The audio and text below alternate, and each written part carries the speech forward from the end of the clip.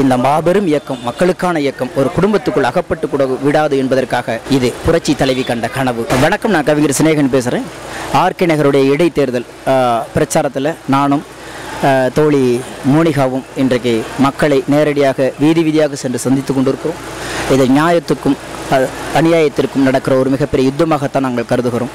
பொதுவாக தேர்தல் என்றால் ஒரு தொகுதியில் ஒரு பரபரப்பு இருக்கும். ஆனால் உலகம் முழுக்க உள்ள தமிழர்களெல்லாம் பரபரப்பாக காணப்படுகிற இந்த தேர்தலை மிகப்பெரிய தர்ம யுத்தமாக கருதுகிறோம்.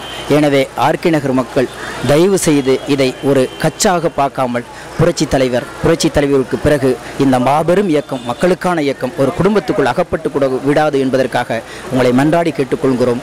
இரட்டை மின்விளக்கு கம்பத்தில் நீங்கள் வாக்களியுங்கள்.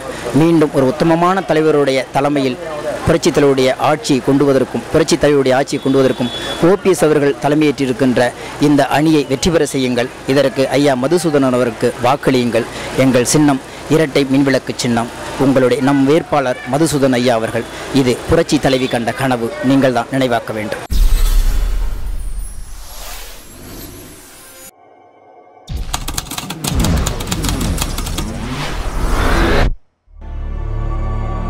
இந்த வீடியோ பிடிச்சிருந்தா லைக் பண்ணுங்க, ஷேர் பண்ணுங்க, கமெண்ட் பண்ணுங்க, அப்படியே சப்ஸ்கிரைப் பண்ணுங்க.